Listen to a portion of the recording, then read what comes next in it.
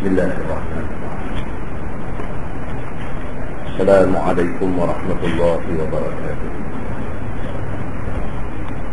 Alhamdulillah wa bihi nasta'in. Asyhadu an la ilaha illallah wahdahu la syarika lah. Wa asyhadu anna Muhammadan 'abduhu wa rasuluh. Wa nusalli wa nusallim ala hadzal nabiyil karim sayyidil mursalin wa ala alihi wa sahbihi ajma'in. Amma ba'd. Ayyuhal mu'minun, ittaqullah. Usikum wa iyaya bitaqwallah. Faqad fazal muttaqun. Muslimin dan muslimat, mudah-mudahan dirahmati Allah Subhanahu wa ta'ala. Di dalam sebuah hadis Ali bin Mas'ud radhiyallahu anhu qala qala Rasulullah sallallahu alaihi wasallam حوسب رجل ممن كان قبلكم فلم يوجد له من الخير شيء إلا أنه كان يخالط الناس وكان موسرا وكان يأمر غلمانه أن يتجاوزوا عن المعسر. قال الله عز وجل نحن أحق بذلك منه تجاوزوا عنه أو كما قال. Hadis sahih riwayat Imam Muslim daripada Abdullah bin Mas'ud radhiyallahu anhu. Kata dia, Nabi sallallahu alaihi wasallam bersabda, "Husiba rajulun mimman kana qablakum." Dihisab satu laki-laki daripada orang sebelum kamu. Falam yujad lahu minal khairi syai'un. Didapati dia tidak ada kebaikan sikit pun. Nabi sallallahu alaihi wasallam cerita, di hari akhirat itu akan berlaku satu keadaan. Satu laki-laki daripada umat sebelum, daripada umat Nabi Muhammad sallallahu alaihi wasallam, dihisab dia ni di mahsyar. Apabila dihisab amalan dia, falam yujad lahu minal khairi syai'un. Tak ada kebaikan pada dia, illa annahu kana yukhalitun nas. Melainkan dia ni ada satu benda, dia hubungan dengan sesama manusia dia bagus. Nak cari amalan lain tak banyak. Nak cari sedekah jariah, nak cari amal baik, tak ada pada dia ni. Cuma ada satu kebaikan dia ni, Nabi kata annahu kana yukhalitun nas. Dia hubungan sama-sama manusia ni bagus, dengan orang cantik, kemasyarakatan dia tip-top, orang suka dia, dia senang dengan orang. Wa kana musiran. Nabi kata dia ni satu orang yang musir. Dia ni satu orang yang orang senang, orang ada duit. Wa kana ya'muru ghilmanahu an yatajawazu 'anil mu'sir. Kerana dia orang ada duit, banyak orang berhutang dengan dia. Bila main masa putih hutang, dia memerintahkan ghilman, dia memerintahkan budak-budak dia. Orang kaya ni dia ada budak-budak dia. budak kerja baju kereta lain, budak orang kaya. Wa kana ya'muru ghilmanah, dia suruh budak-budak dia, orang-orang dia, an yatajawazu 'anil mu'sir. Apabila pergi nak kutip utang, kalau orang yang berhutang itu nampak dalam keadaan mu'sir, dalam keadaan susah, tak boleh nak bayar lagi, dia memerintahkan budak-budak dia, orang-orang dia ni suruh lepas kawan tu. Dia baik dia macam tu. Lain tak banyak. Nak cari amal baik dia hal lain tak banyak. Cuma dia ni dua perkara. Satu, yukhaliqun nas. Dia hubungan dia dengan sama-sama manusia cantik. Jumpa orang suka dia suka orang, dia hubungan dia dengan orang cantik. Sakit demam dalam masyarakat dia ada, kenduri kendara mati dalam masyarakat dia ada. Dia satu orang yang suka bercampur dengan orang, yukhaliqun nas, dia ikhtilat, dia bercampur gaul dengan orang ramai. Dengan kesenangan, dengan harta yang ada lebih pada dia tu, dia tolong orang susah. Dan apabila sampai masa nak kutip hutang, orang tak boleh bayar, dia bagi kelonggaran. Qala Allahu azza wa jalla, Nabi SAW kata, di hari akhirat itu, ketika amalan yang dihisab oleh Allah Subhanahu wa ta'ala, Allah berfirman di mahsyar itu, Allah kata, nahnu ahaqqu bidzalika minhu. Allah kata, apa dia buat ni patut kita buat. Allah Subhanahu wa ta'ala kata, apa yang dia buat, dia memberi kemudahan kepada orang susah, dia memberi kelonggaran kepada orang susah. Benda yang dia buat tu, Tuhan kata, nahnu ahaqqu bidzalika minhu, kita lebih patut buat. Tajawazu anhu, Allah memerintahkan malaikat, Allah kata bebaskan dia daripada neraka. Hadis itu hadis sahih, riwayat Imam Muslim. Muslimin dan muslimat dirahmati Allah sekalian. Daripada hadis ini dapat kita faham bahawa Islam adalah agama yang suruh kita jadi orang baik. Orang baik dalam arti kata orang senang dengan kita. Ada kita membawa lapang pada orang, tak ada kita orang cari. Menjadi satu orang yang baik kepada masyarakat, itu suruh agama dan mendapat janji besar daripada Allah Subhanahu wa ta'ala. Dan sebuah hadis lain riwayat daripada Abi Hurairah radhiyallahu anhu, dia cerita tentang seorang lelaki yang mai jumpa Nabi sallallahu alaihi wasallam kerana nak kutip hutang. Nabi dalam hidup dia, Nabi biasa berhutang, bahkan Nabi sampai wafat ada hutang yang tak bayar.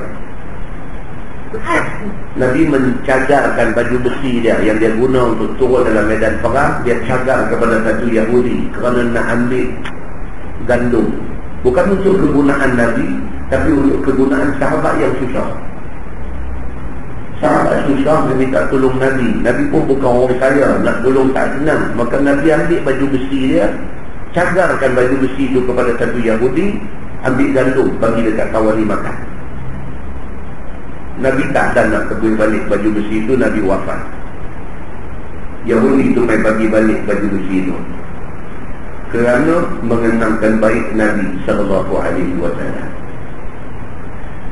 Abu Hurairah radhiyallahu anhu menceritakan tentang satu laki-laki yang jumpa Nabi sallallahu alaihi wasallam kerana nak claim hutang dia, yang Nabi hutang pada dia. Kata dia, anna rajulan atan Nabiy sallallahu alaihi wasallam yataqadahu. Satu laki-laki jumpa Nabi sallallahu alaihi wasallam kerana nak tuntut hutang. Fa'adhadha lahu, dia kasar dengan Nabi. Dia nak tuntut hutang dekat Nabi, tapi cara dia nak tuntut tu fa'adhadha lahu, dia kasar dengan Nabi. Fahamma bihi ashabu, sahabat-sahabat Nabi yang berada di keliling ini sudah berasa leceh dah, apa dia ni.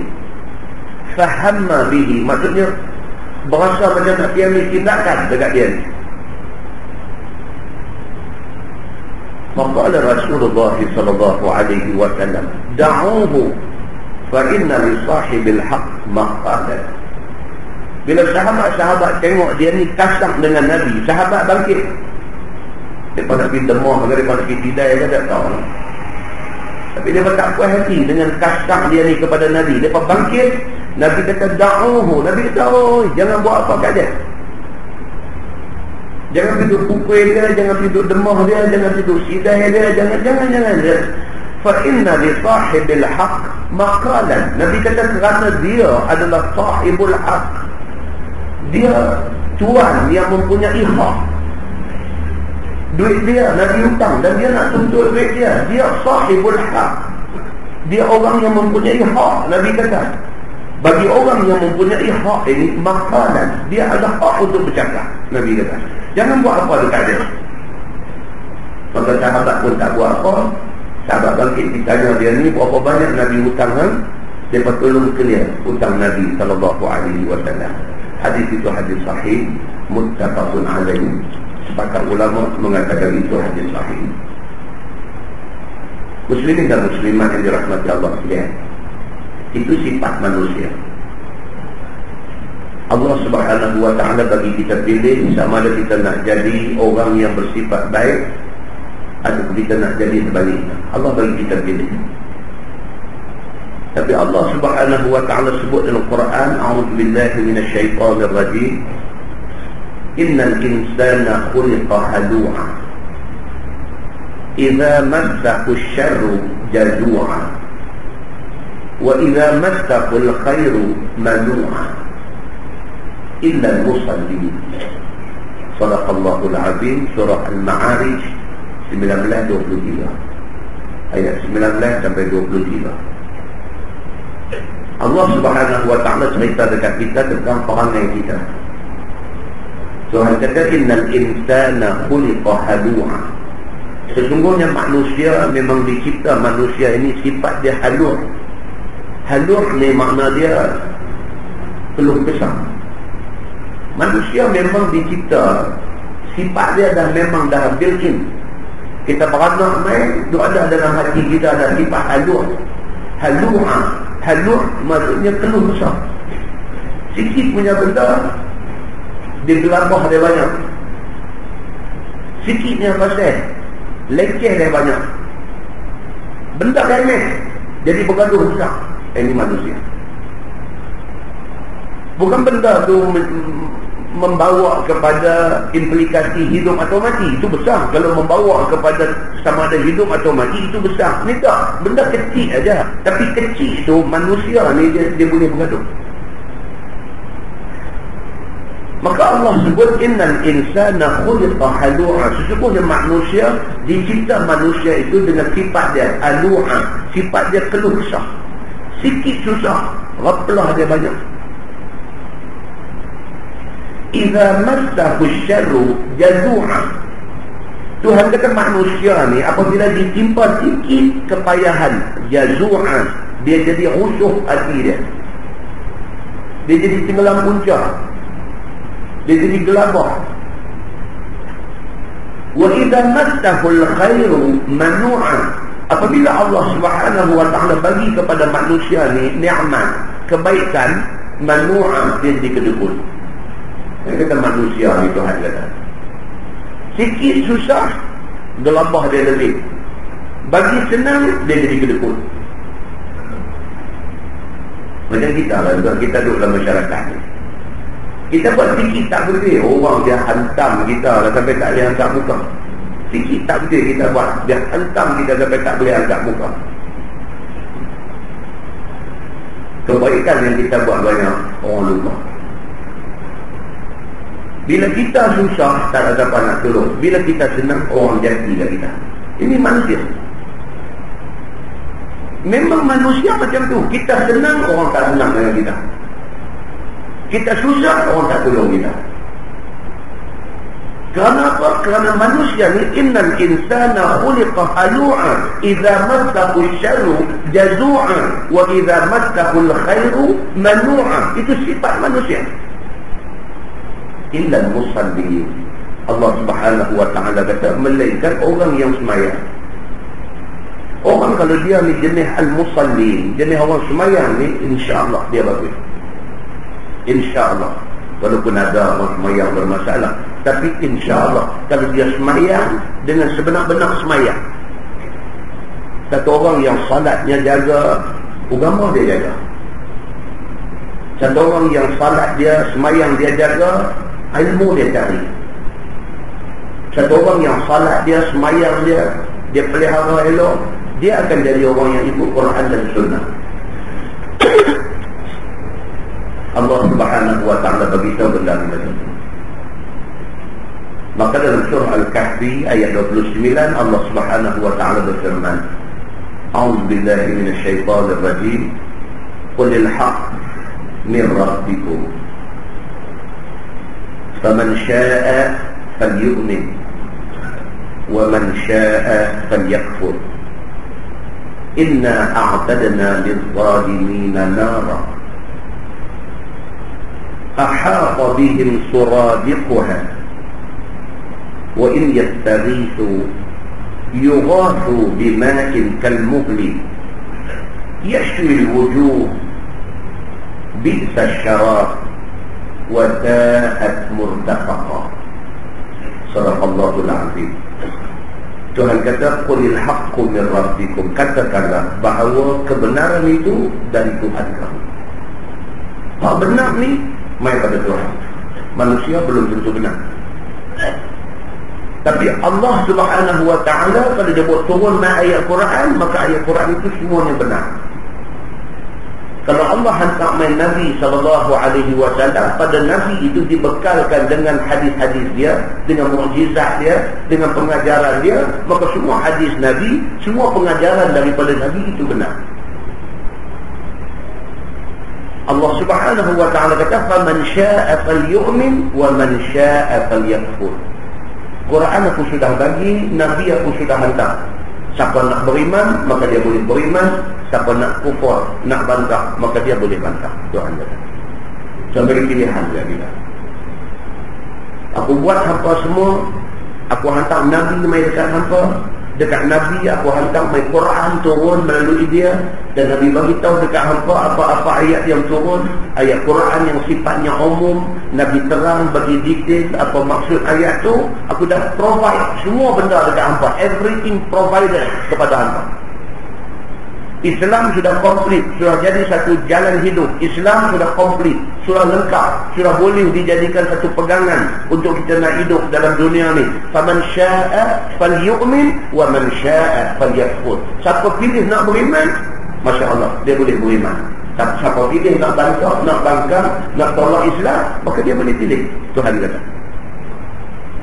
Tapi ingat, Tuhan kata, inna a'tadna lidh-dhalimina nara.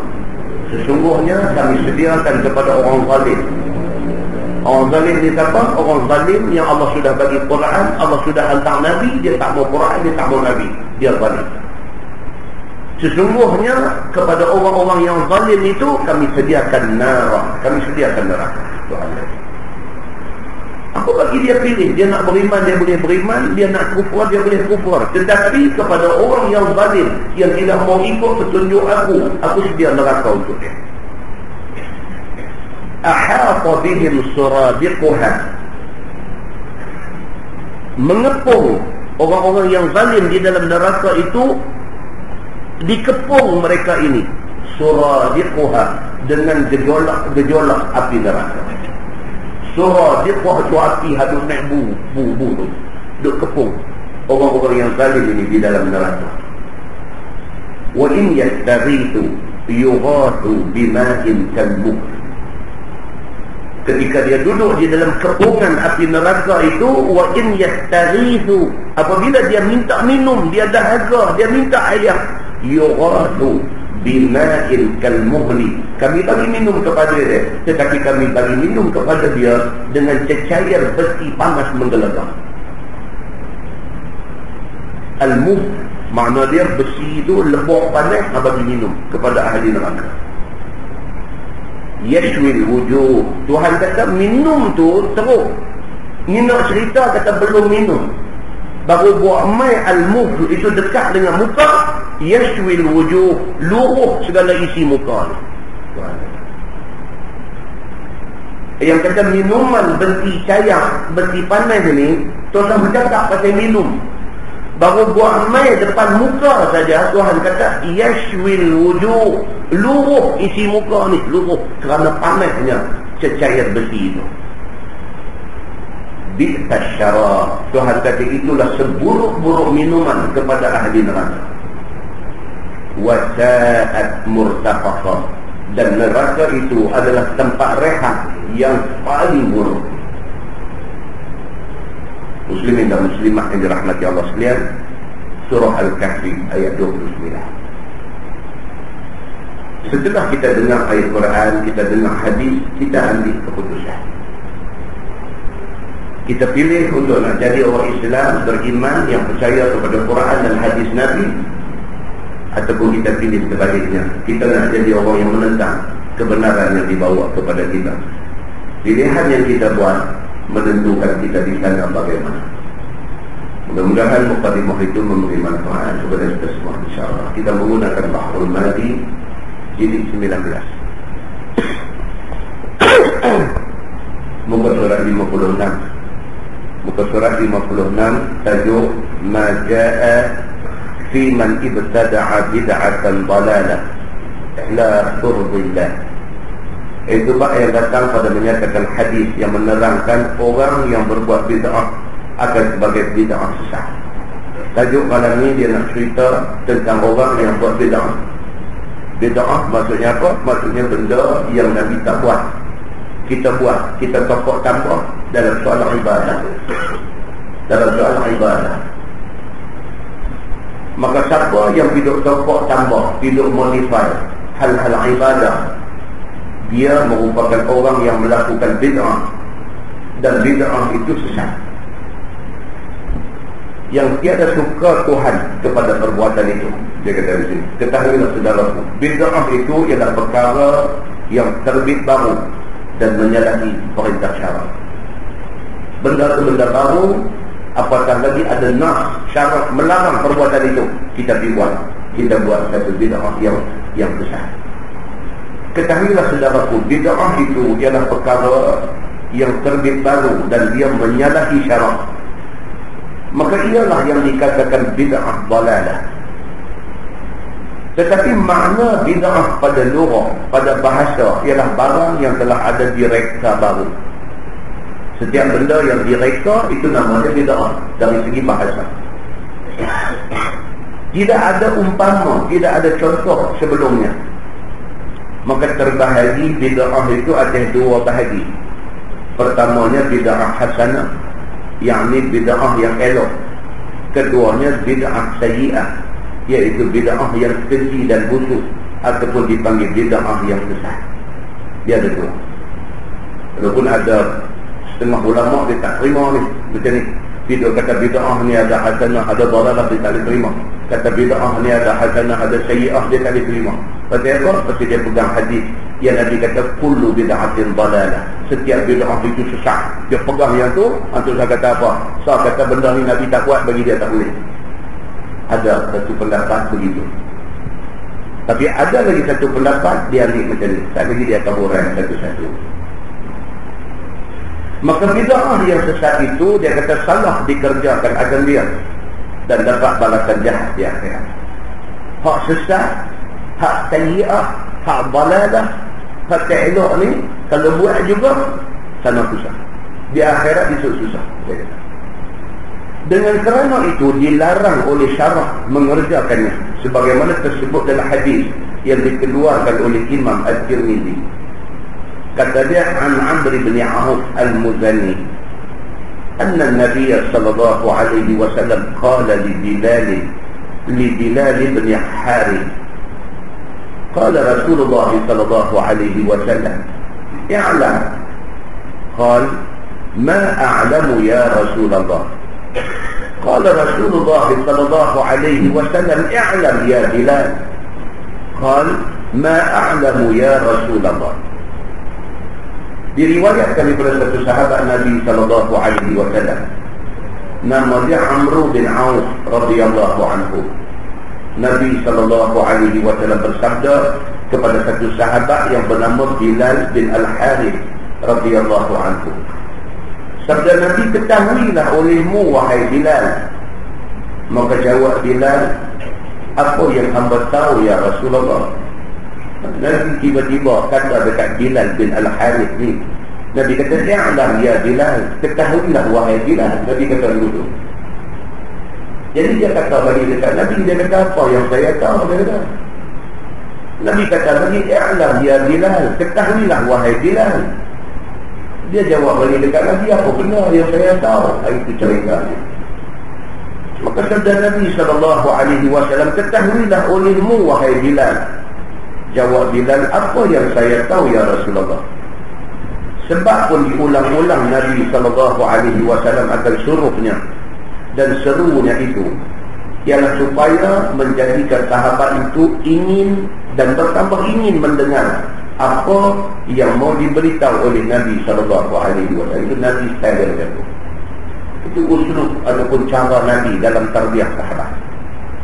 Kadang-kadang dia sebut benda itu berulang kali.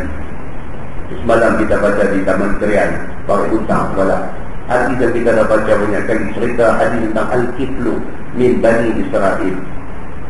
Sahabat Nabi ni, dia kata apa? Abdullah bin Mas'ud. Dia kata apa? Dia kata Nabi cerita benda ni dekat kami ni bukan marah, bukan maratain, bukan sab'an marah, bahkan akthar min zalik. Dia kata ni cerita ni Nabi duk repeat, Nabi duk ulang, Nabi duk sebut, bukan sekali, bukan 2 kali, bukan 7 kali, bahkan akthar min zalik, lebih pada tu. Dalam satu riwayat kata Nabi pun dah sebut sampai 20 kali cerita ni di depan sahabat.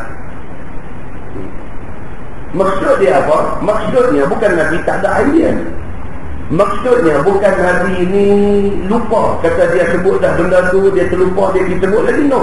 Tetapi benda tu penting. Maka kerana penting tu Nabi ulang sebut. Bukan sekali, bukan 2 kali, bukan 7 kali, bahkan tak tahu berapa kali. Maknanya benda tu sangat penting.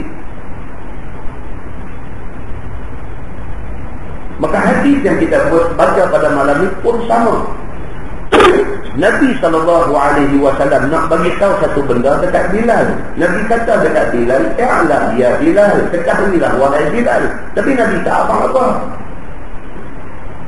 Bilal kata, "Apa yang saya tahu ya Rasulullah?" Nabi tak jawab. Nabi kata, "I'lam ya Bilal, ketahuilah wahai Bilal." Bilal Al-Harith kata, "Apa yang saya tahu ya Rasulullah?" Itu style Nabi. Tujuan dia apa? Dia nak attract perhatian bagi orang dengar. Apa hak nak kata tak lagi. Begitu. Kemudian maka ia pun bersabda, qala innahu man ahya sunnatan min sunnati qad umitat ba'di fa inna lahu min al-ajri mithla man 'amila biha min ghairi an yanquta min ujurihim syai'an. Barulah Nabi kata kepada Nabi SAW, sesungguhnya siapa yang menghidupkan satu sunnah aku, yang sesungguhnya telah dimatikan kemudian daripada wafat aku, yakni sunnah yang telah ditinggalkan dan tidak diamalkan setelah wafat aku, maka sesungguhnya baginya, yakni bagi orang yang menghidupkan sunnah itu, pahala seumpama orang yang mengamalkannya. Daripada ketiadaan kurang daripada pahala itu suatu pun. Nabi kata siapa yang hidupkan balik sunnah Nabi, yang orang tinggal semua. Sunnah Nabi masa hidup dulu Nabi duk buat benda tu, tapi masyarakat dia tinggal tak buat benda tu. Dia ni bagi hidup balik sunnah tu, pahala dia sama macam pahala orang buat sunnah tu. Muslimin dan muslimat yang dirahmati Allah. Sunnah Nabi ni banyak. Daripada sebesar-besar sunnah Nabi apa dia? Pelaksanaan hukum hudud. Itu sunnah. Kita kadang-kadang bila sebut sunnah Nabi dia nampak janggut. Bila sebut sunnah Nabi dia nampak pakai kamis, pakai jubah. Bila sebut sunnah Nabi nampak serban. Bila sebut sunnah Nabi, kita nampak benda tu sunnah, tapi tidak besar, tapi dia sunnah. Tapi sunnah Nabi yang lebih besar apa dia? Masa Nabi memimpin masyarakat Islam Madinah dulu, Nabi implement hukum Allah. Orang yang buat kesalahan zina, kalau dah kahwin, Nabi jatuhkan hukum berdasarkan perintah Allah. Hukum dia apa? Rejam sampai mati. Itu sunnah Nabi. Benda yang Nabi buat dulu. Orang yang berjuri, hukum potong tangan, sabit daripada perintah Allah dalam Quran. Nabi buat dulu, hari ini orang tak buat. Siapa yang jadi kerajaan, tiba-tiba dia melaksanakan balik benda ni, pahala besar. Siapa yang jadi kerajaan, duk lawan bila raya, pumpang menang. Bila menang, dia antara benda dia nak kena buat hari. Apa dia? Menghidupkan balik sunnah Nabi. Di antara sunnah Nabi apa dia? Pelaksanaan syariat Islam secara menyeluruh di dalam negeri yang diperintah. Boleh buat benda tu. Benda yang orang tak buat ni dah berzaman dah orang tak buat. Hukum kejam kepada orang yang berzina, yang sudah kahwin ni. Orang tak buat lama dah. Kalau dia buat, pahala besar. Tentu tak sahabat ada tengok dengan apa hal tu jadi dalam masyarakat hari ni. Anak buah merata, lumbuk sampah, longkang, lempak dalam sungai, bakar pun ada. Anak bawa anak keluar main, dia bakar hidup-hidup, lepas tu bungkus-bungkus lempak. Pasal apa benda ni jadi? Kerana adanya zina. Pasal apa zina jadi? Kerana tidak ada undang-undang yang diturunkan oleh Allah dilaksanakan, maka benda itu tak boleh tahu. Tak boleh tahu. Allah buat kita, Allah tahu apa undang-undang yang compatible dengan zina. Allah tak. Allah buat manusia, Allah hambat manusia. Kalau kamu sudah kahwin, kamu berzina, hukum dia kejam dengan batu. Ambil batu punggai sampai mati. Sebahagian orang yang mengaku kata cerdik pandai hari ini, dia kata apa?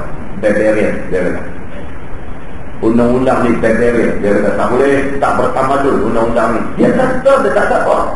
Dia kata dekat Allah Subhanahu wa ta'ala. Sebab undang-undang itu Allah yang turunkan. Dia main masjid, dia semayang 5 waktu di masjid. Tiba-tiba bila bercakap tentang hukum yang Allah suruh laksanakan, dia kata undang-undang ni barbarian. Ni dia main semayang masjid 5 waktu ni apa? Dia sembah siapa? Dia kata dia sembah Allah. Pasal apa? Allah Tuhan yang hang sembah, Allah turun undang-undang, hang kata tak sesuai. Hang siapa? Maksudnya kelirunya manusia ni sampai macam tu. Di satu waktu sembahyang sembah Allah sampai terbang tadi. Dalam masa yang sama, undang-undang Allah suruh dia tolak. Maka melaksanakan balik undang-undang Allah itu adalah menghidupkan sunnah Nabi sallallahu alaihi wasallam yang pahalanya besar sekali. Sampailah kepada orang kalau kecil-kecil ni, sunnah-sunnah yang kecil-kecil ni apa dia? Siwak, gosok gigi bila nak sembahyang. Inda kulli salat, ketika nak sembahyang tu dibahaskan panjang oleh ulama. Ulama majoriti mengatakan apa dia? Waktu ambil ayat sembahyang, waktu kita ambil ayat sembahyang, kalau ambil sembahyang di rumah tadi gosok gigi, ambil ayat sembahyang, main sembahyang. Ada sebahagian mentafsirkan apa? Sebelum takbiratul ihram buat peluk kayu tenyum baru tahu. Dia kata ketika nak sembahyang, maksudnya waktu nak takbir sembahyang. Itu tafsiran tadi mandikan. Tapi rasanya harus gigi di rumah bisa sendiri kita. Muslimin dan muslimat yang dirahmati Allah sekalian. Yang pentingnya apa? Gosok gigi itu sunnah. Itu sunnah Nabi sallallahu alaihi wasallam. Baik, kemudian dia kata masalah menghidupkan sunnah Nabi yang ditinggalkan itu apa? Sesungguhnya dengan sepotong hadis dalam masalah itu, tahulah kita bahawa amal menghidupkan jalan Nabi yang ditinggalkan oleh orang daripada mengamalkannya itu berganda-ganda pahalanya. Pahala dia besar. Maka makna menghidupkan itu, yakni dijadikan orang-orang kembali mengamalkannya. Dia anjurkan orang suruh hidupkan balik sunnah itu. Sesungguhnya sangatlah banyak jalan Nabi sallallahu alaihi wasallam dan hukum syarak yang ditinggalkan oleh orang Islam pada zaman kita ni. Dia kata banyak sunnah Nabi yang orang tinggal lah ni, banyak. Ada besar, ada kecil amalan itu, dan digantikan tempatnya dengan bid'ah yang besar. Dia kata sunnah yang Nabi dah buat tu tak buat, ganti dengan satu amalan baru, satu benda baru yang tak disuruh oleh Nabi, dan benda tu sesat. Dia kata seperti hukum potong tangan ke atas orang mencuri. Dia pun bawa contoh yang sama dia. Seperti mana dia kata hukum potong tangan ke atas orang yang mencuri. Maka tidak siapa orang Islam mengamalkan lain daripada di tanah Makkah dan Madinah. Tak ada negeri yang laksana ada hukum yang Allah sebut terang-terang dalam Quran ni. As-sariqu was-sariqatu faqta'u aydiyahuma. Ayat cukup clear. Pencuri baik laki-laki ataupun perempuan, faqta'u aydiyahuma, potong kedua-dua tangan mereka ni. Tangan laki-laki baik, tangan pencuri perempuan baik, potong. Bukan potong dua-dua tangan dia. Ini salah faham pula, dia curi-curi potong tangan kanan dan tangan kiri. Bukan. Tangan kedua-dua mereka, bukan dua-dua tangan dia. Tangan baik pencuri laki-laki ataupun pencuri perempuan, hukuman sama. Perintah daripada Allah clear. Tapi banyak negara yang klaim kata dia negara Islam, dia tak jalan undang-undang ni. Pasal apa? Tak tahu. Adakah dalam hati dia rasa Tuhan kata ni zalim, kejam sangat? Wallahu a'lam. Tapi pokok pangkalnya apa? Undang-undang itu tidak diimplement di negara-negara yang mengaku Islam. Akibatnya apa dia tuan? Main masjid pun kecurian berlaku. Tuan-tuan cakap di lain, tuan-tuan cakap di kedai mai, tuan-tuan cakap rompakkan bank, tuan-tuan cakap pecah rumah, tuan-tuan cakap ni masjid ni. Di masjid ni pun kecurian berlaku. Pasal apa? Pasal balak daripada Allah Subhanahu wa taala, akibat daripada orang Islam tidak mau laksana hukum Islam. Muslimin dan muslimat yang dirahmati Allah sekalian. Dan seperti mana membunuh orang yang membunuh. Kita membunuh pembunuh. Dia bunuh orang, apa hukuman ke atas dia? Hukum dia bunuh dia balik. Ataupun dipanggil qisas, dia kata. Maka ialah dengan gantung ataupun dengan habas. Habas maksudnya jail. Hari ini kalau orang bunuh orang, hukum dia apa? Gantung. Ataupun hukum dia apa? Dipenjarakan dia seumur hidup dan sebagainya. Maka iaitu perkara yang tidak ada pada zaman Nabi SAW. Walaupun dia bunuh orang, dia dihukum mati, tapi dia dihukum gantung sampai mati. Itu bukan sunnah Nabi. Sunnah Nabi apa dia? Panjung. Panjung ni pula buat di mana? Di khalayak ramai. Ni hukum Islam ni. Hukum kepada orang yang bunuh orang ialah hukum mati, hukum qisas. Hukum qisas kepada orang yang bunuh orang ni apa dia? Pancung. Kenapa Islam memilih pancung daripada gantung, daripada dukul sikaran, daripada lempar daripada hati bendera turun bawah? Kenapa Islam pilih pancung? Kerana Islam mau orang itu mati segera.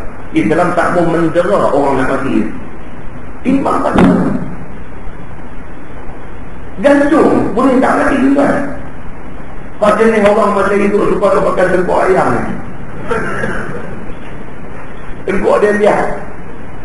Gantung lepas sampai jatuh dia duduk. Lepas tu dia duduk kepak balik tengkok dia. Tak mati dia ni. Kulun ceritanya pernah jadi hukum gantung dijatuhkan kepada orang yang bersalah ni. Gantung tak mati. Dia mesti dibebaskan. Pasal apa? Hukuman ke atas dia telah dilaksanakan. Pasal apa? Mahkamah jatuh hukum kepada dia, hukum gantung. Itu juga hari ini dia sebut apa? Hukum gantung sampai mati, mandatory. Maksud dia makan tengkok isi angsa dan apa-apa, gantung hang tak mati, dia gantung lagi. Kalau 5 kali pun 5 kali, janji hang sampai mati. Islam tak mau macam tu. Islam dia kata apa? Pancung. Tak pernah jadi orang pancung tak mati. Tak pernah jadi. Kecuali dalam serta-serta katun. Putih kepala boleh ambil buh balik, pakai balik, jalan balik. Cerita katun. Dalam cerita betul pancung mati. Muslimin dan muslimat yang dirahmati Allah sekalian. Pasal apa? Pasal Nabi kata, "Idza qataltum fa'ahsinul qitlah." Apabila kamu nak membunuh, maka elokkan cara bunuhan itu. Cara bunuhan yang elok ialah cara yang menyegerakan mati. Bukan kata nak bunuh orang, yang membunuh orang. Kita nak membunuh pembunuh, bukan tu. Kita nak sembelih ayam pun. Nabi kata, "Idza zabahtum fa'ahsinuz zibah." Nabi kata, apabila kamu nak sembelih, maka elokkan cara sembelihan. Dalam menghuraikan hadis tu, dia kata yang kata sembelihan yang elok tu apa dia? Dia kata guna pisau yang tajam supaya menatang yang disembelih itu segera mati. Islam agama timbang rasa. Apabila manusia dia salah mentafsirkan timbang rasa Islam, dia berkata perbuatan itu, hukuman itu tidak bertimbang rasa, maka akibat dia jadi macam yang jadi hari ini. Oh, nak potong tangan orang yang terang-terang sabit kesalahan, sabit semua saksi ada melihat dia mencuri semua, tak mau potong tangan dia. Pasal apa? Pasal tak mau nak buat zalim ke dia. Maka tunggulah dia buat zalim ke kita. Hari ni duduk di rumah tak aman. Pasal apa? Pagi esok main masjid sembahyang subuh, dia cerita rumah haji mana kau orang naik semalam. Dia faham rumah apa orang kita tak aman. Buat rumah elok-elok, buh besi kereta rumah, buh grill, macam duduk dalam penjara. Pasal apa tu yang pasang grill habis semua tingkap, pintu apa, lubang, pisau, semua buh besi. Pasal apa? Pasal apa kita memilih untuk hidup macam hidup dalam penjara? Pasal apa? Pasal takut dengan jenayah yang berleluasa. Satu kes di masjid mana tak, pencuri punya sampel. Dia telefon kat tu imam masjid. Dia telefon dekat tu imam, dia buat cerita macam di bawah bujang lapuk. Pencuri telefon dulu, abang kata nak mencuri. Dia telefon kat tu imam ni, dia kata, "Ustaz, apa abang Ustaz? Saya rasa Ustaz tak perasan saya. Ustaz tengok Ustaz boleh kenal, tapi saya kenal Ustaz." Dia kata, "Ustaz, esok lepas subuh esok nak jumpa Ustaz di masjid." Yang tu imam ni duduk tanya, "Ni siapa ni?" "Esok jumpa Ustaz kenal lah. Cakap pun Ustaz tak perasan. Esok kita jumpa Ustaz kenal. Esok lepas sembahyang subuh kita jumpa Ustaz di masjid. Kalau saya terlambat saya tunggu Ustaz." Mana kata imam ni siapa pula, member lama ke apa-apa, dia buat teka-teki nak pergi suspend, esok baru nak tahu siapa. Dia pun pergi masjid sembahyang subuh. Lepas sembahyang subuh dia tunggulah mana dia, siapa dia kata nak jumpa ni. Tunggu daripada lepas subuh pukul 7 dah main 7.30 dah nak cakap dah. 7.30 nak main pukul 8. Bini dia kata, "Apa ni betul kata apa dia nak jumpa ni?" Tak tahu, dia kata nanti main baru boleh tahu. Tunggu pukul 8 sampai 8.30, bini dia kata mengarut dah ni. Nak tunggu sampai pukul Eropah tu ni, kita apa minum pagi dah, dia jom balik lah kata. Balik dia rumah tu ngilanggang. Rupanya dia pergi proses rumah tu imam ni. Dia telefon tu imam ni suruh lambat di masjid tu pasal dia nak punggah rumah tu. Macam ni dia pencuri pun ada. 8.30 balik dua-dua lagi. Bini tengok pintu terbuka. Hantar tutup pintu kata tadi. Bini dia kata, "Abang yang tutup tadi." "Oh, aku tutup." "Okey juga kata." Ni pasal kuat buka habis. Tu imam yang dia pilih tu. Muslimin dan muslimat yang dirahmati Allah. Apa masalah ni yang jadi ni? Masalah dia ialah kerana kita menafikan hukum Allah, maka Allah tidak pelihara kita daripada jenayah yang jadi. Muslimin dan muslimat yang dirahmati Allah. Dia kata dan seperti ibadah itu ada berapa banyak yang ditinggalkan. Adakah seperti zakat itu diperintah oleh sultan dan oleh pemerintah muslimin, dan seperti banyak orang meninggalkan ibadah dalam masjid dan menghidupkannya dan meramaikannya, pergi diperbuat ibadah itu beramai-ramai di tempat yang bukan masjid. Ini pun Nabi dulu buat apa pun di masjid. Nabi dulu apa pun buat masjid. Maka masjid imarah zaman Nabi. Zaman Nabi keputusan perang umum dalam masjid. Bukan ceramah-ceramah, bukan mengajar agama saja. Masjid ni menjadi center kepada masyarakat Islam zaman Nabi. Segala-galanya keputusan dibuat di masjid. Hari ini kita ubah-ubah. Ceramah pun buat di Dewan Orang Ramai, ceramah buat di Padang. Kita cuba untuk nak jadikan masjid ni usang, tak ada program. bawa keluar daripada masjid. Semayang pun dibuat luar daripada masjid. Kita tak mau buat di masjid. Maka kita sudah meninggalkan sunnah Nabi, di mana Nabi SAW menjadikan masjid itu center kepada semua aktiviti orang Islam. Maka itu juga disebut oleh Syekh Idris Al-Barbawi, dan seperti mana bersungguh-sungguh mengelokkan tempat beribadah, padahal tinggal beberapa masalah orang Islam yang tidak dipedulikan. Masjid buat bagi elok ni tak tahu nak abang dah, habis berjuta ringgit buat masjid bagi elok, tetapi masalah orang Islam tak dipedulikan. Sebelah masjid aja ada keluarga anak tak ada makan. Masjid itu saya kata bubuk ni segala macam benda, lampu ni dibeli di di Morocco, tok balik mai gantung dalam masjid. Sebelah masjid ada satu rumah, ibu tunggal, suami tak ada, anak tak makan 3 hari dah. Duk jarang ayah, minum ayah setiap hari. Masjid tidak berfungsi sebagai satu center yang melihat masalah orang Islam yang ada di kelilingnya. Sedangkan Nabi SAW dulu daripada masjid Nabi kontrol semua muslimin dan muslimat yang dirahmati Allah sekalian. Jadi kita maka semuanya itu, siapa yang menghidupkan dan mengembalikan sebagaimana zaman Nabi SAW dan sunnah Nabi, dan ditinggalkan mana-mana bid'ah yang sesat, maka dialah orang yang mendapat pahala besar, seperti mana yang disabdakan oleh Nabi SAW di dalam hadis tadi itu dia. Itu sunnah-sunnah yang lebih besar yang perlu diberi perhatian. Sabda Nabi SAW tadi, wa man ibtada'a bid'atan dhalalah la turdi Allah wa rasulah kana 'alayhi min athami man 'amila biha la yanqusu dhalika min awzarihim syai'an. Dan siapa yang berbuat bid'ah akan sebagai bid'ah dhalalah yang tiada mereba akan Tuhan dan Rasulnya. Siapa yang dibuat satu bid'ah besar yang Allah dan Nabi tak reda, dia kata, nescaya adalah atasnya dosa seumpama dosa orang yang mengamalkannya. Kita berdosa macam mana dosa orang yang dibuat benda itu, tiada kurang yang demikian itu daripada segala dosa mereka akan suatu. Kata At-Tirmidzi, ini hadis hasan. Masalah bid'ah itu ada maknanya pada lughah dan ada maknanya pada syarak. Bermula bid'ah pada lughah, pada bahasa itu ialah barang yang telah ada direka atas ketiadaan umpama dahulu. Itu dalam segi bahasa. Bid'ah ni apa dia? Nabi tak buat, kita pergi buat. Tidak ambil contoh daripada apa yang Nabi buat. Maka itu bid'ah dari segi bahasa. Dan bid'ah pada syarak ialah barang yang ada jadi baru dan terbit baru dan dia menyalahi syarak. Benda kalau tak salah dari segi syarak, maka itu bukan bid'ah. Kalau nak kata juga bid'ah, dia bid'ah hasanah, bid'ah yang baik. Contoh apa dia? Buat ma'had tahfiz, buat sekolah agama, bid'ah. Ada Nabi buat ma'had tahfiz dulu? Tak ada. Nabi apa pun di masjid semua. Ada Nabi buat sekolah agama, buat SMKA, buat sekolah Al-Masyhur, buat sekolah Al-Irsyad.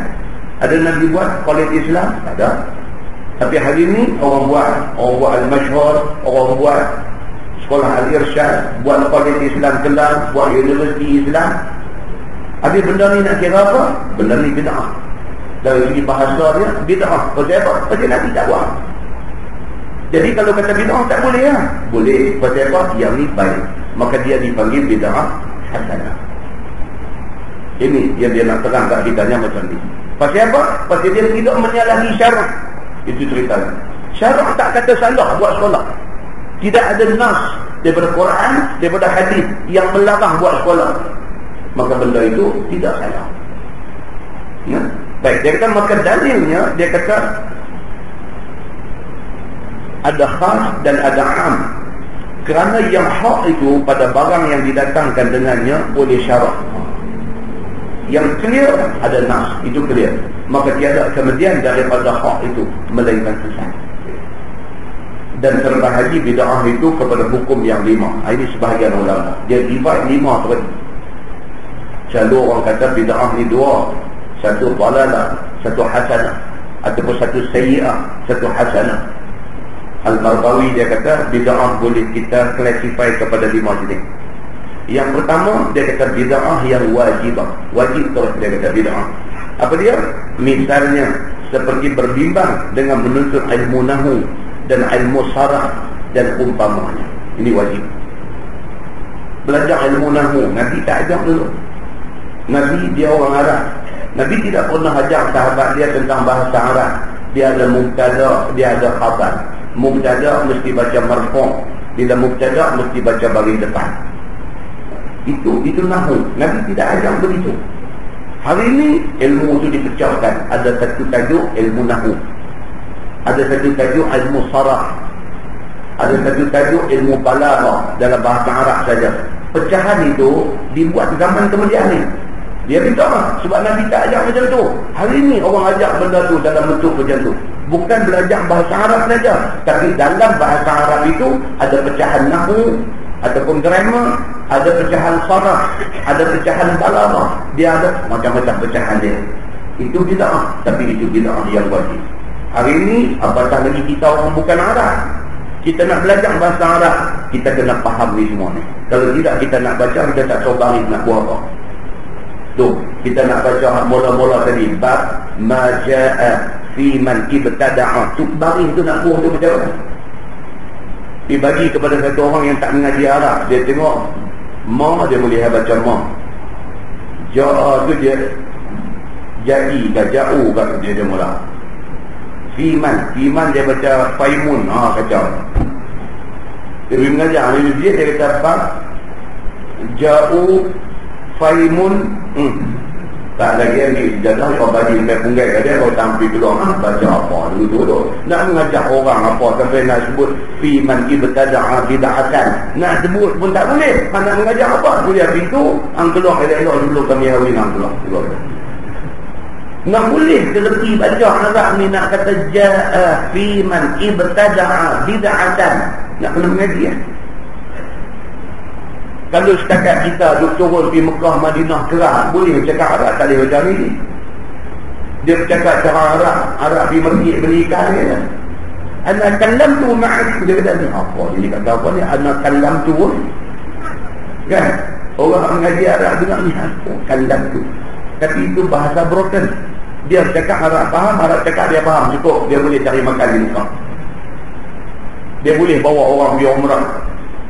Dia boleh hari untung aja dia kepala RM500.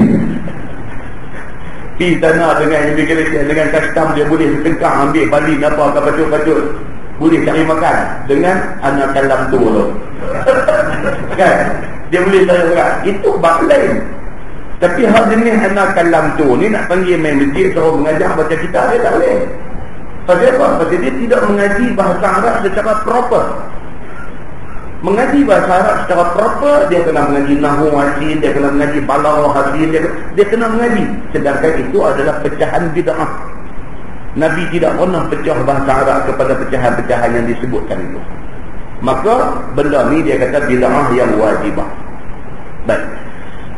Yang keduanya bid'ah yang haram, seperti mana mazhab sekalian orang yang berbuat bid'ah yang menyalahi Ahlus Sunnah wal Jamaah, yakni bid'ah dalalah, yang dia jadi merapu. Sekali lagi dia akan cerita yang kata bid'ah sesat itu macam mana dia kata.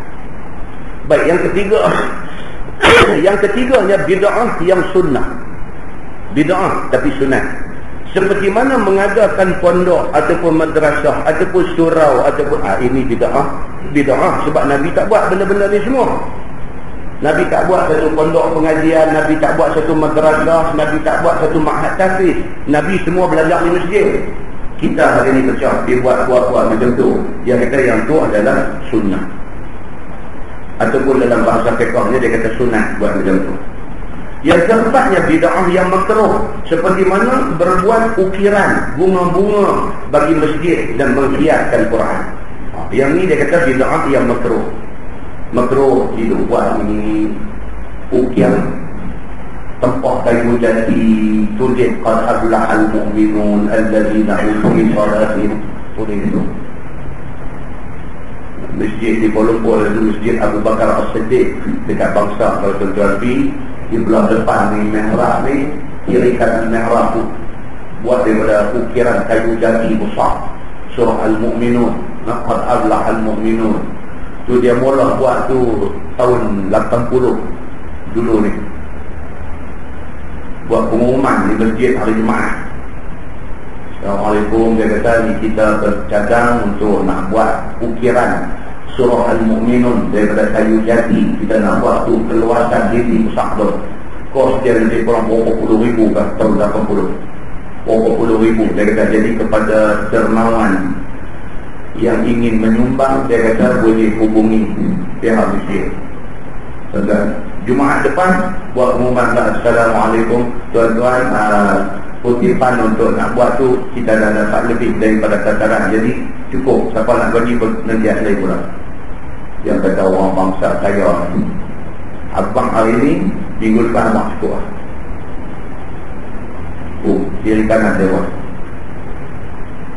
kata masjid bangsa, orang-orang bukit bangsa kaya-kaya bagi jenis berapa, dia tanya berapa, abang kata 250,000. Saya bagi seorang jenis tu buat lah, saya bagi seorang.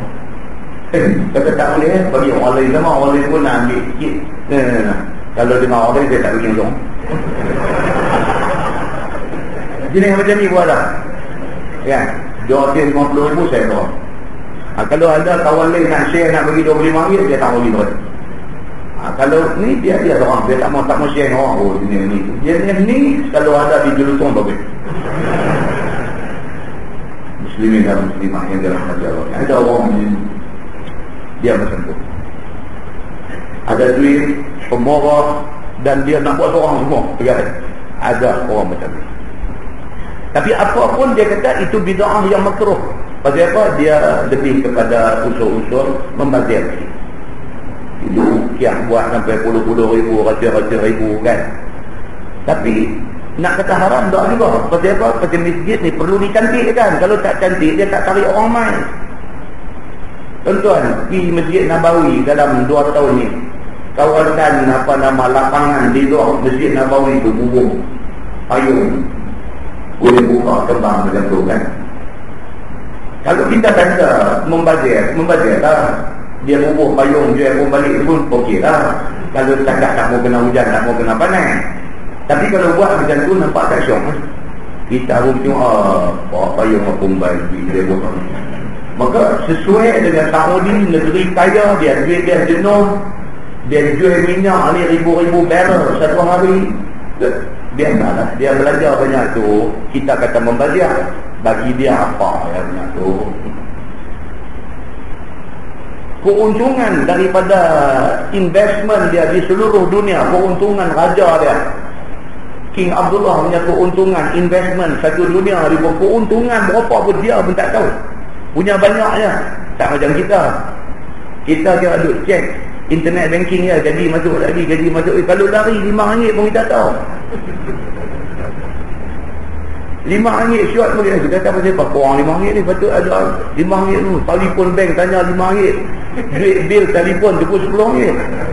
Nak tanya pasal RM5 pasal kita tak boleh bandingkan dengan Raja Saudi. Jadi bagi orang yang duduk pada kedudukan macam tu, kita yang ni kata membazir, bagi dia tak membazir, itu biasa. Dia bagi dia apa? Dia buat elok supaya orang main, orang pasal masjid ni elok. Orang nak beribadah. Cara ni tuan-tuan, masjid ni dengan musim panas berjalan ini, kalau pasang aircon masjid ni, kalau pasang aircon ni ramai lagi lah. Ya, ramai lagi dia bercindan duduk dia rebang, pasal aircon keselesaan yang dijadi macam tu. Muslimin dan muslimah yang dirahmati Allah sekalian. Maka benda tu dia kata tidak untuk Nabi tak buat, tetapi makruh dia kata. Kelimanya ialah bid'ah yang harus, seperti mana berluas ataupun bersedap pada makanan dan minuman yang lazat-lazat. Makan sedap-sedap ni, dia kata ini bid'ah yang harus. Nabi dulu makan halal-halal saja. Kita hari ni hebat. Kita hari ni hebat. Bulan puasa lebih hebat lagi. Bulan tak puasa ni pun hebat, kan? Ada menu. Kita walaupun cara-cara kita gaji obat ni ada menu. Malam capati. Alasan apa ni pasal kesihatan. Malam nanti tak mau aku mau jaga kesihatan lagi. Malam capati. Itu buat apa? Capati tapi cicak kuah kambing. Baik bukan Nabi. Kan? Kununnya jaga. Capati itu cantik. Kuah kambing cantik. Lagi cantik. Kan? Maka bersedap-sedap ataupun berlazat-lazat pada makanan, pada pakaian yang elok-elok dan sebagainya, itu adalah bid'ah yang harus. Bid'ah yang harus.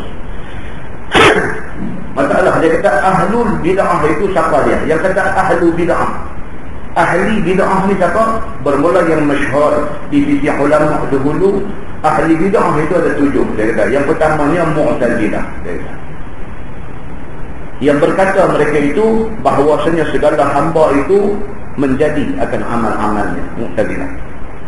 Dan tidak kita ni melihat Tuhan di negeri akhirat.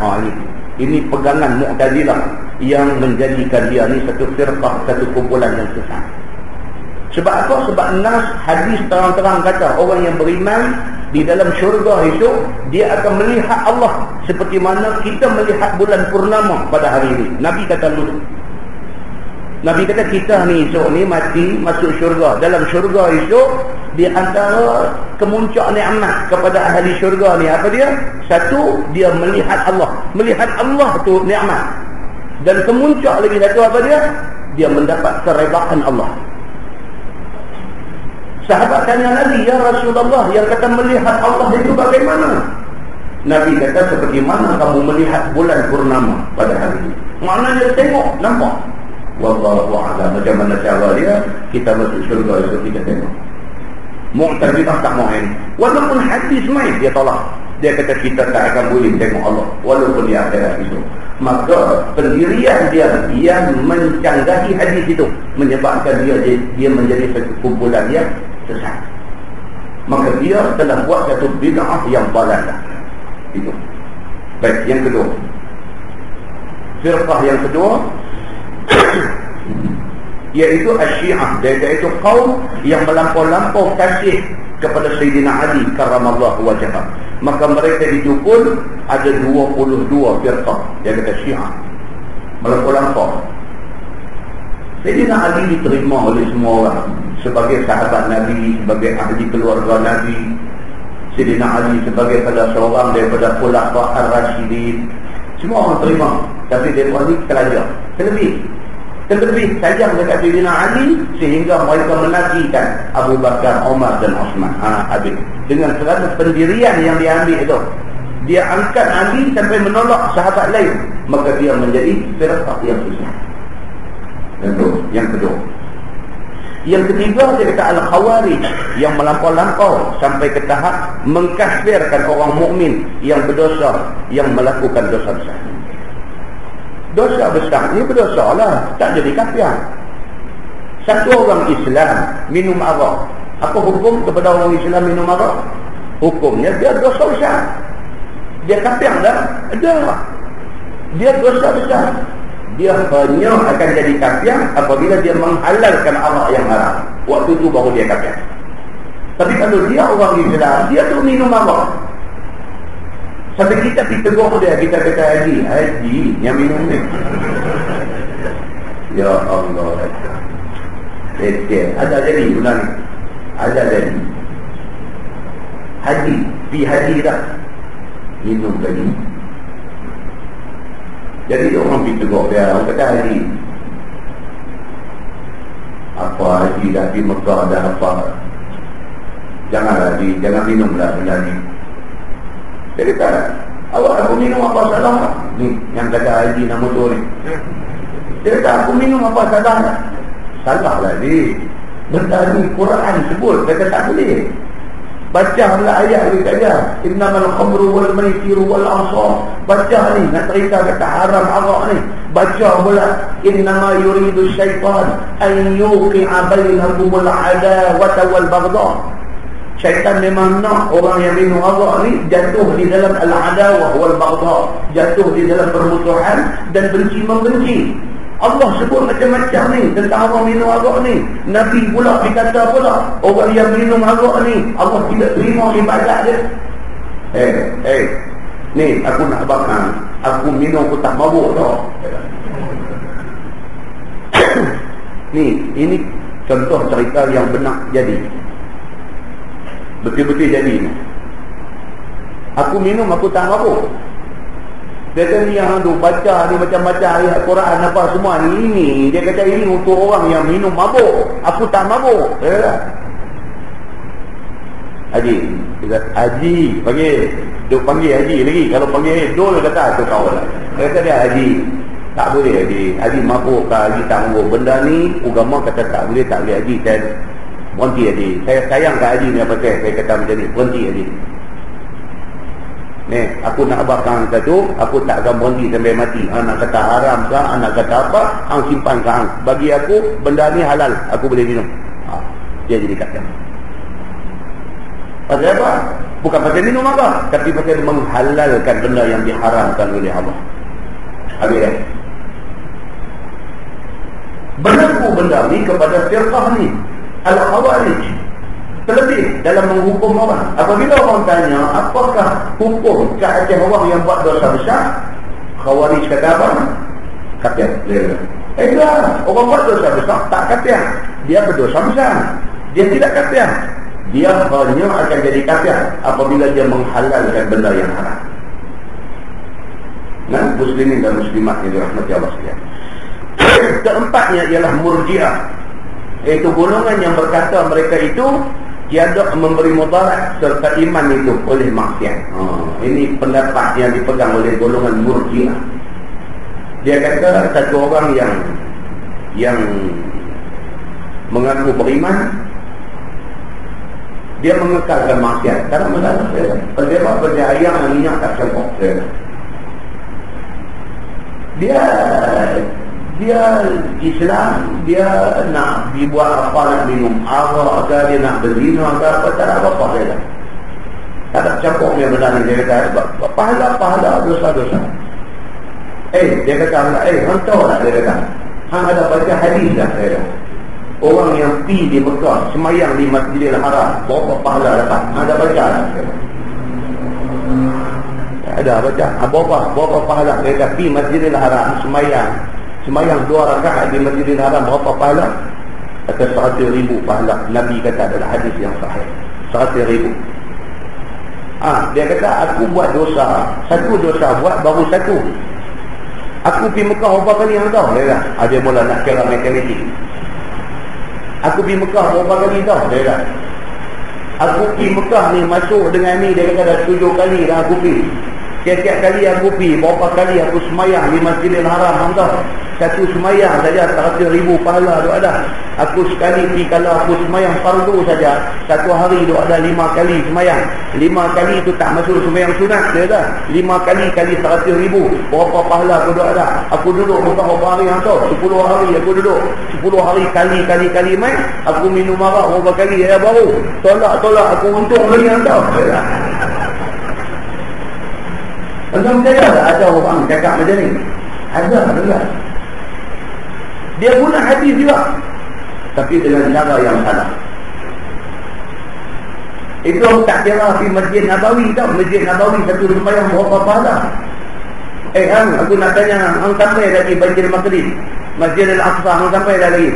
Ni pun dah naik takut lah. Dia tak lagi, Masjid Al-Aqsa pun tak sampai lagi.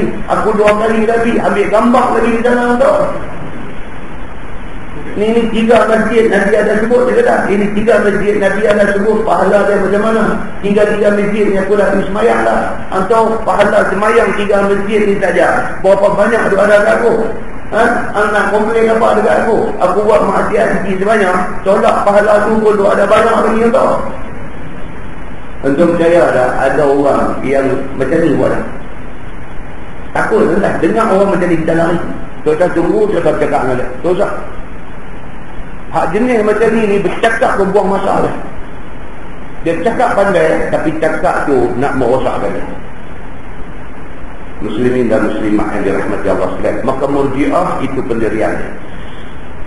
Yang kelimanya,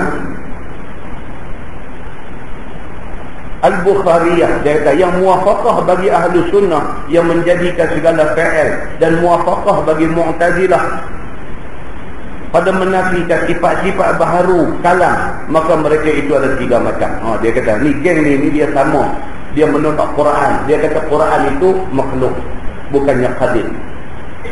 Ini Imam Ahmad bin Hanbal, Imam Hanbali, kerana mempertahankan kata Quran itu qadim dan bukan makhluk, dia kena sebab dengan khalifah zaman dia. Sekali kena sebab ra atas belakang, dia kata bismillahirrahmanirrahim. Dia bersebab dari segi ra, alhamdulillah, dia kata. Imam Ahmad bin Hanbal, Imam mazhab Hanbali ini, dia kata dekat khalifah, dia kata Quran ini qadim, bukan makhluk. Khalifah masa tu dipengaruhi oleh faham Mu'tazilah. Khalifah suruh dia kata Quran ni makhluk. Berapa banyak dah ulama lain takut kepada khalifah, ikut kehendak khalifah, dia seorang tak mau ikut. Dia kata saya tak boleh kata kerana benda tu salah. Dia kata Quran itu qadim. Khalifah ambil dia masuk dalam jil, jatuhkan hukum sebab 38 kali. Sebab kali ketiga orang kata la haula wala quwwata illa billah, darang mamu belakang. Sebab lagi bismillah, sebab lagi alhamdulillah, sebab lagi la haula wala quwwata illa billah, 38 kali. Pasal apa? Pasal dia tak mau tunduk kepada kehendak khalifah yang sudah dipengaruhi oleh faham Mu'tazilah, suruh kata Quran itu makhluk. Dia pertahan sampai mampu darah. Ini yang kata kumpulan-kumpulan sesat yang ada pada zaman. Dan keenamnya golongan Al-Jabariyah yang berkata mereka itu tidak ada ikhtiar daripada hamba-hamba Allah. Dia kata Jabariyah, dia kata manusia ni jadi macam kapal ditiup angin. Kita ni macam robot yang kena kontrol. Orang pegang remote kontrol, tolak kanan kita pergi kanan, tolak kiri kita pergi kiri. Jabariyah, dia kata manusia ni macam tu, tak ada ikhtiar, tak ada pilihan. Apa yang jadi dekat manusia ni semua takdir Allah. Salah. Ahlus sunnah wal jamaah kata apa? Allah bagi jadi kita, Allah bagi akal dekat kita. Allah hantar main Nabi, turun main wahyu dekat kita. Kita ada ikhtiar untuk memilih, kita nak pilih jalan mana. Apa yang kita pilih, maka Allah takdirkan sesuai dengan pilihan kita. Allah tidak buat zalim kita. Bukan kata Allah buat kita, Allah buat zalim kita. Dia ni aku buat, aku masuk neraka. No, bukan kata itu. Itu faham Jabariyah. Dan dia kata kumpulan firqah dalalah, kumpulan bid'ah sesat yang ketujuh ialah golongan musybihah. Artinya yang menyerupakan Tuhan dengan makhluk. Ini pun satu penyakit.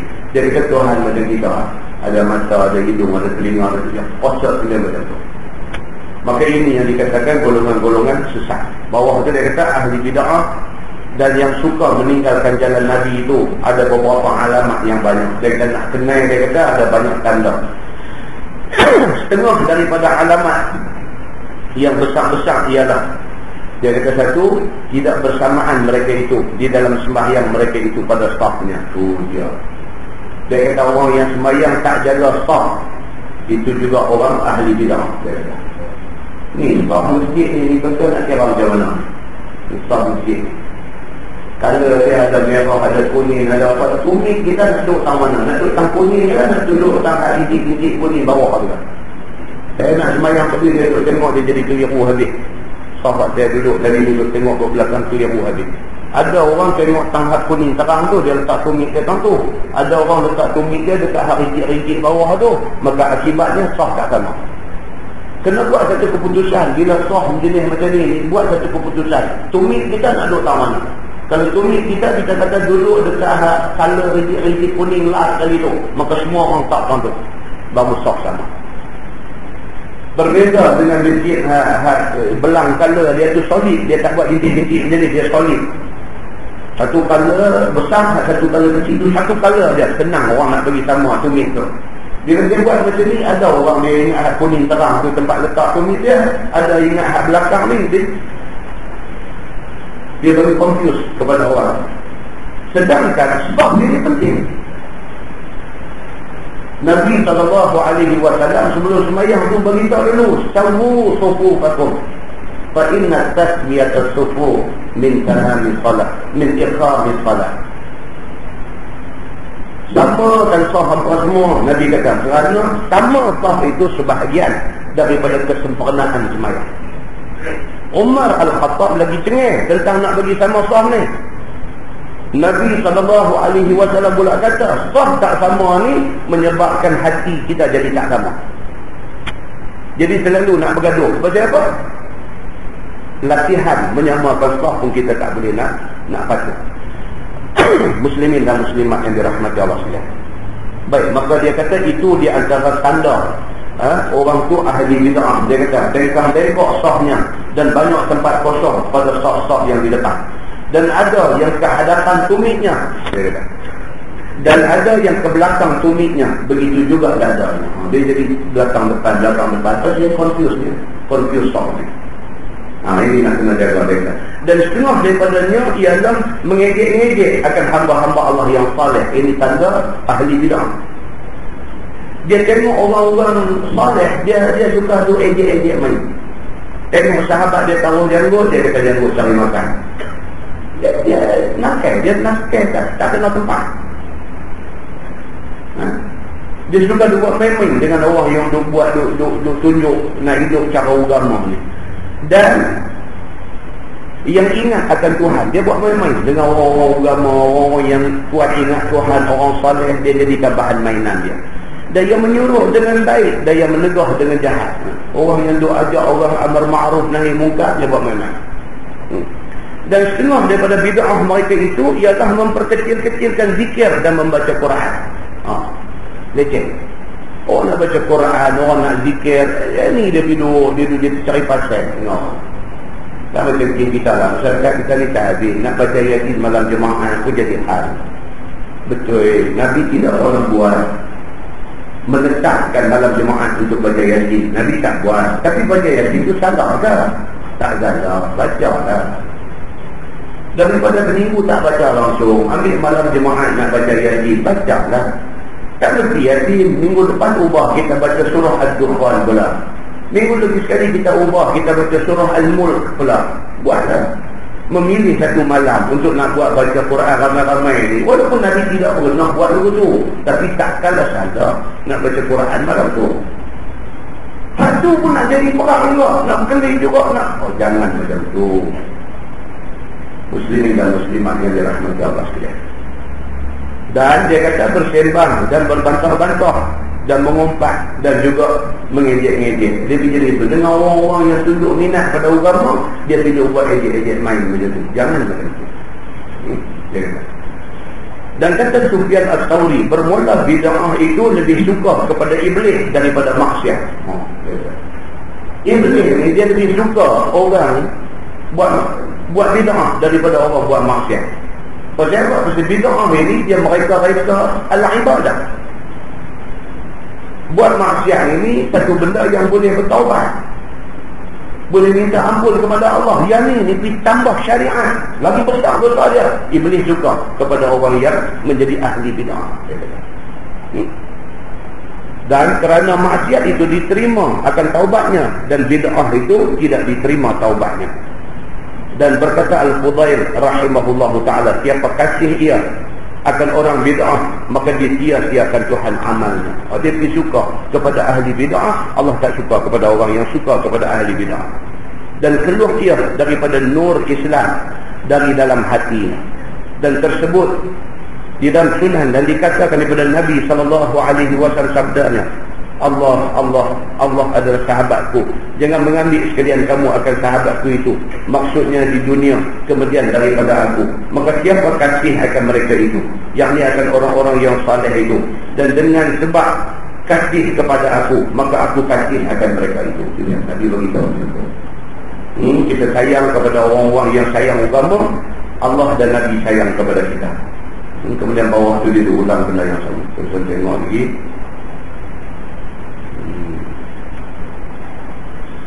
Muka sebelah menghidupkan sunnah Nabi itu dapat balasan sama macam tadi. Dia nak ulang hadis yang sama, kata dapat pahala berganda kepada orang yang menghidupkan sunnah Nabi.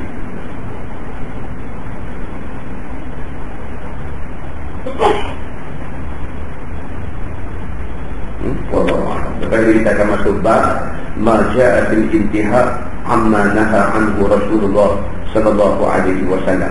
Itu bab yang datang pada menyatakan hadis yang menunjukkan berhenti daripada mengerjakan barang yang dicegah daripadanya oleh Nabi sallallahu alaihi wasallam.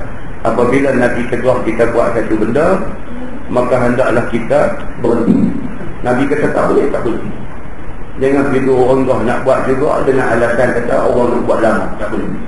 Kalau benda tu merupakan benda pokok tambah dalam agama, kita nak buat sedangkan ada nas yang melarang perbuatan itu, kita kena berhenti, kita kena patuh kepada nas yang ada.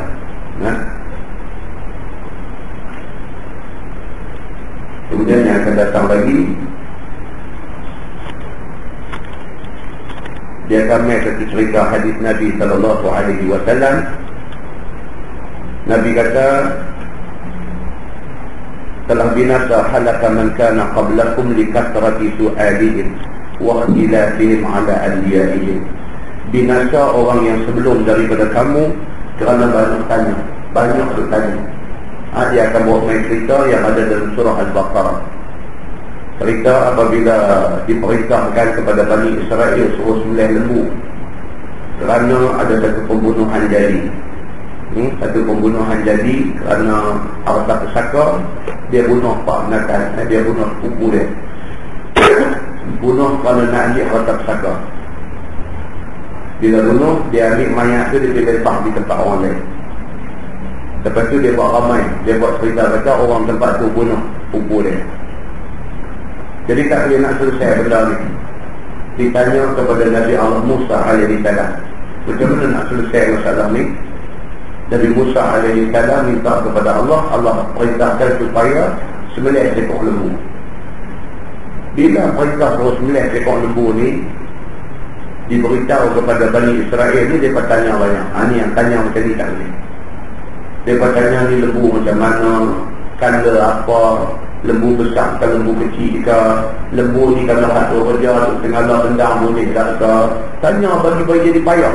Akhirnya hampir-hampir mereka tak boleh cari lembu seperti yang mana yang disifatkan itu, tak boleh cari. Jumpa lembu kepunyaan seorang anak yatim. Cerita anak yatim ni dia akan main pada tajuk yang akan datang. Dia akan main cerita apa budak ni dan orang macam mana budak ni, mak pak dia orang macam mana, budak ni sendiri orang macam mana yang menjadi tuan punya lembu ni. Yang kemudian ada lembu ni disembelih, dia ambil satu juzuk daripada badan lembu ni. Ada satu riwayat kata ambil lidah dia, ada satu riwayat kata ambil ekor dia, dipukul orang yang kena bunuh ni. Ambil lidah, pukul dia, pukul mayat bangkit duduk. Mayat bangkit duduk, bangkit duduk, dia tunjuk syekh bunuh dia. Dia kata syekh ni bunuh dia. Lepas itu dia pun tidur lagi. Ayat ni yang dia ambil buat video mabak itu. Ali bapa hujang lapor kan, dah mati kena tikam lah, bangkit pula, lagu doa Allah mati dalam iman, tidur balik. Rupanya dia ada baca surah Al-Baqarah yang kata orang mati ni pukul dengan anggota lembu ni, bangkit tunjuk tapak bunuh dia, mati balik. Kan? Ada juga ada usul cerita dia ni. Kan? Ini cerita, insya-Allah dia akan datang. Dia akan main macam ni. Nah, wallahu a'lam. Kita tangguh dengan tasbih kafarah dan surah Al-Jumu'ah.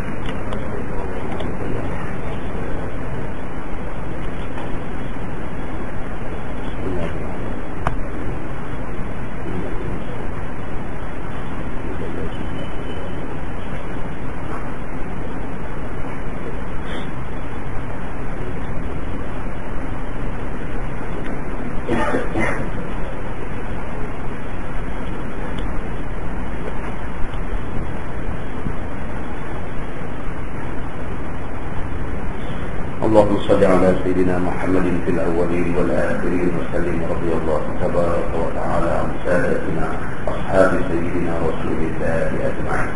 بسم الله الرحمن الرحيم. الحمد لله رب العالمين حمدا يوافي نعمه ويكافئ مزيده كما ينبغي لجلال وجهك الكريم وعظيم سلطانك.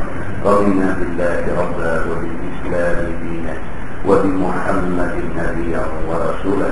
اللهم افتح علينا فتوح العارفين وارزقنا فهم النبيين بجاه خاتم المرسلين. اللهم فقهنا في الدين وعلمنا التأويل واهدنا صراطك المستقيم. اللهم أرنا الحق حقا وارزقنا اتباعه وأرنا الباطل باطلا وارزقنا اجتنابه. اللهم اجعل جمعنا جمعا مرحوما وتفرقنا من بعده تفرقا